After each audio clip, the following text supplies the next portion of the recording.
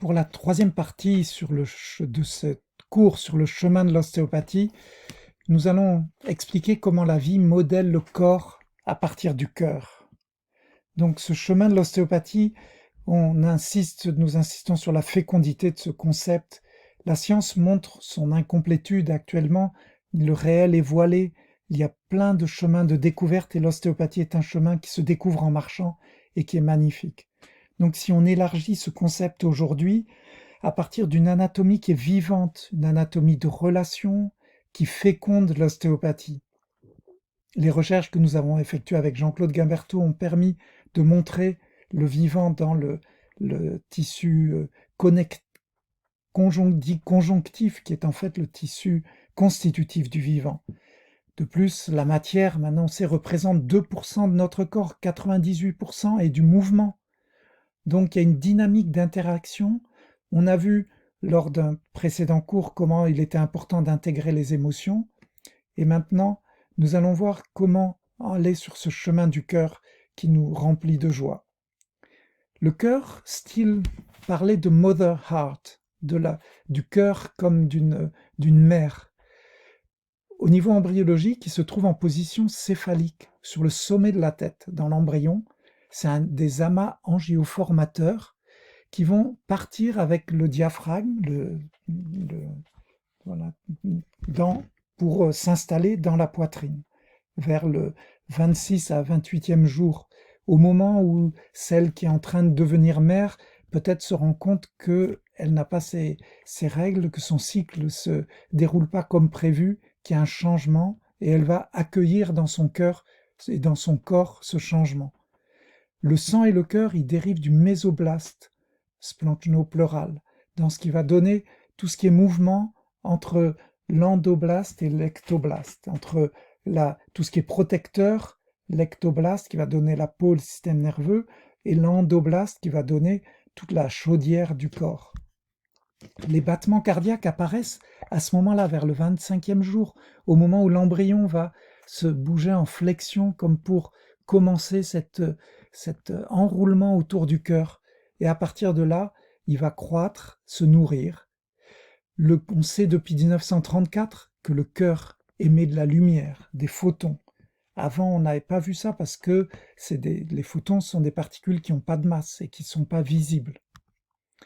À partir de ce contenant thoracique, donc qui se met en place avant son contenu, les premiers mouvements se font pendant la plicature du thorax et la descente le cœur, les amas angioformes descendent du sommet de la tête dans le cœur en faisant une rotation de 180 degrés, donc dans un sens vertical, et 180 degrés dans un sens horizontal, pour que les ventricules, comme ça, qui sont au-dessus des oreillettes, passent en dessous, et que le cœur est le seul organe qui est ouvert vers le haut. Tous les autres organes regardent vers le bas, et le cœur est ouvert vers la partie céleste, spirituelle.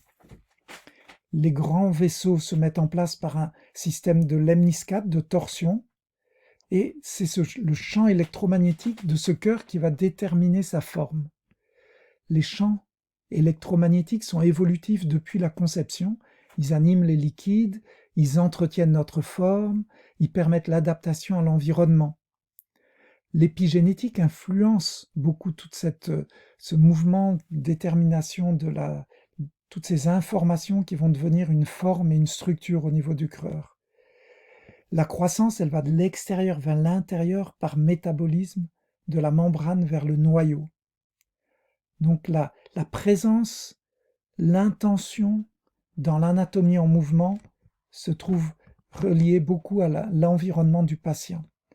Quand on regarde le schéma de la circulation, donc c'est un mouvement magnifique à l'intérieur du cœur, voilà, et qui circule librement.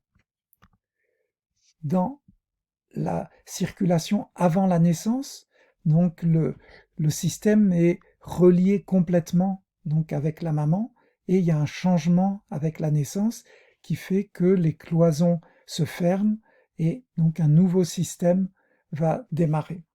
Tout cela a une répercussion sur le cœur. est sur le cerveau, puisque le cœur communique avec le cerveau par une communication neurologique, mais aussi une communication biophysique, avec des vagues pulsatiles, une communication biochimique par les hormones, dans des champs électromagnétiques, et les photons vont entraîner des quantums, envoyer des informations vibratoires. L'électromagnétisme du cœur est 5000 fois plus puissant que celui du cerveau. Ce sont les mêmes neurotransmetteurs que l'on retrouve dans le cerveau et dans les intestins. Cette communication, donc, qui se passe sous différents moyens, va développer un champ métabolique qui permet au cœur d'être pas seulement une pompe qui va amener le sang, mais un générateur, comme la dynamo d'une bicyclette. Le cœur est un générateur qui transforme n'importe quelle énergie en électricité. Steele disait que le cœur était une dynamo, le cerveau une batterie et les nerfs les câbles. Les mémoires, elles ne sont pas contenues que dans le cerveau, dans le système nerveux, mais aussi dans le cœur. C'est un réseau de neurones, de protéines, de neurotransmetteurs. Au centre de ce système, le sang est un vortex perpétuel qui fonctionne en spirale, et le centre de cette spirale est une dynamique, un calme dynamique, un vide où se trouve, comme le silence entre les notes, où se trouve donc une immobilité perpétuelle en relation avec cette dimension du temps qui est l'éternité. Et les impulsions énergétiques du sang circulant sont envoyées dans la matrice conjonctive et dans tous les tissus avoisinants. Cette immobilité dynamique qui vient du cœur a une répercussion, donc en lien avec le souffle de vie de l'étincelle de la conception, a un système et en répercussion avec tous les systèmes du corps développant une puissance électromagnétique que nous commençons juste à connaître.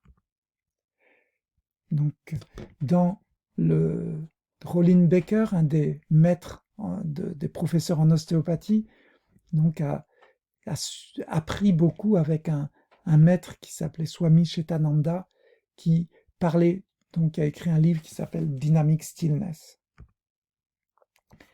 On va, dans l'approche du thorax et du cœur en ostéopathie, on va s'intéresser au côté biomécanique osseux. On a dit que l'ostéopathie est biomécanique d'abord, s'intéresse à la matière, c'est la première chose, mais on peut aller plus profondément petit à petit au niveau des fascias endothoraciques, du thymus, de la plèvre pariétale, les deux fascias des deux éléments de la plèvre, le péricarde, et puis travailler au niveau du cœur lui-même, des veines qui ramènent le sang veineux, les artères et l'aorte, et au niveau du cœur, percevoir la cavité endocardiaque et tous les éléments qui sont présents au niveau électromagnétique et que l'on peut percevoir donc avec une main intelligente.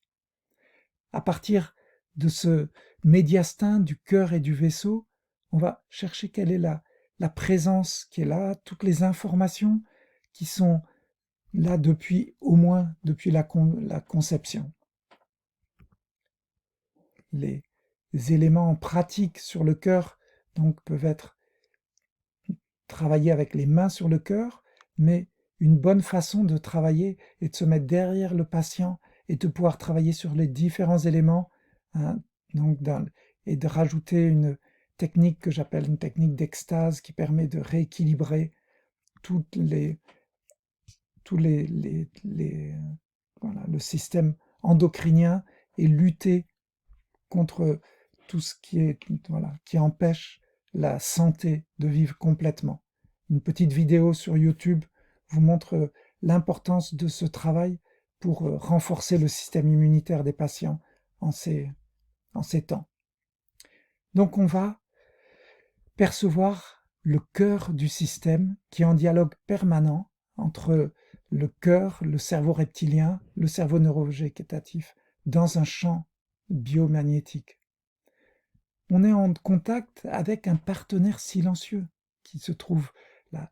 On n'a plus besoin de laisser d'ego, de personnalité. C'est entrer en contact avec une partie divine, je me permets de dire. C'est s'abandonner. C'est une antenne, ce travail avec le cœur, qui permet de résoudre des problèmes en se reliant dans l'immobilité. La cohérence cardiaque, le lien entre la respiration, nos pensées et le cœur, permet de développer l'estime de soi, la satisfaction, l'écoute, l'intérêt pour autrui. Donc c'est un travail en conscience, de conscience à conscience au niveau du cœur, un savoir partagé qui ouvre à l'altruisme, au côté charitable, dans un groupe qui permet une résonance et de l'empathie.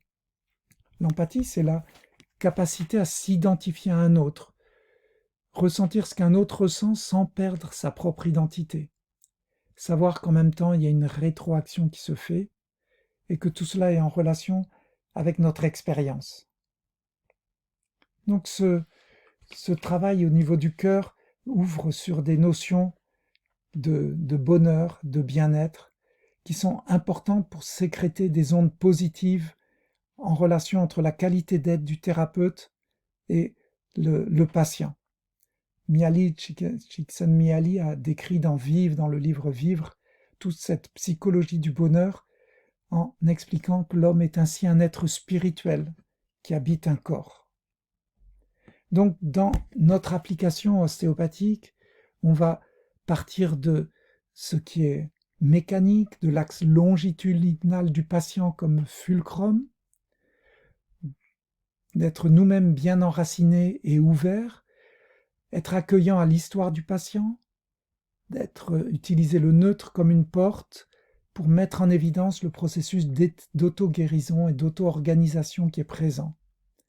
C'est un nouveau commencement qui passe par nos mains, en sachant que le cœur est le centre du traitement et que cette pratique est réflexive, on peut la reproduire.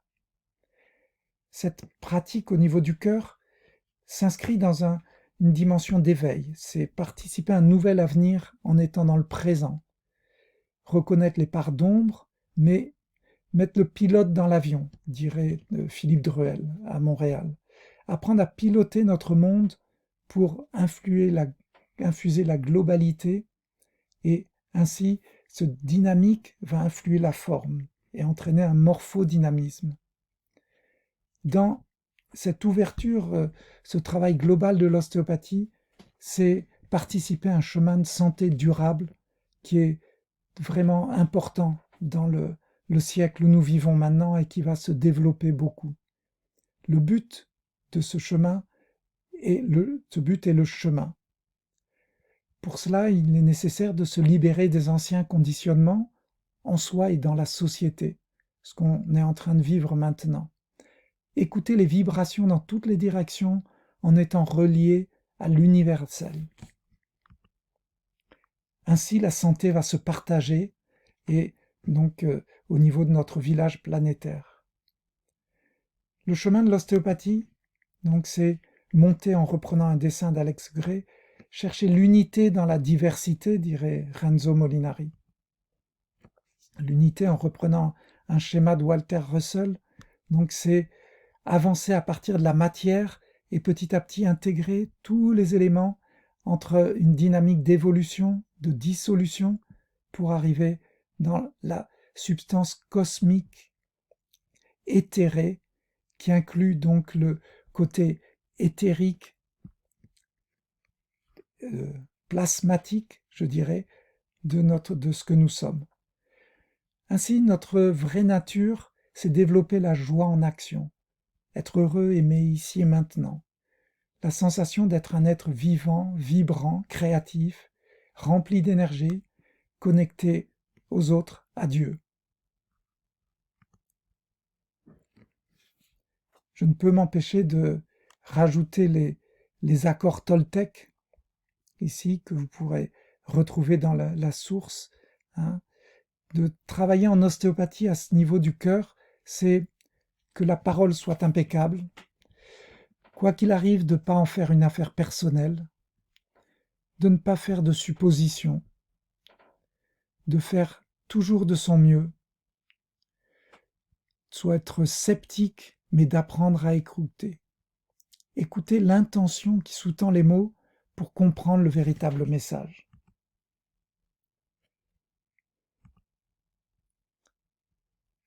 Voici quelques éléments bibliographiques et donc les vidéos que vous pouvez retrouver pour ce cours en ligne. Merci de votre écoute.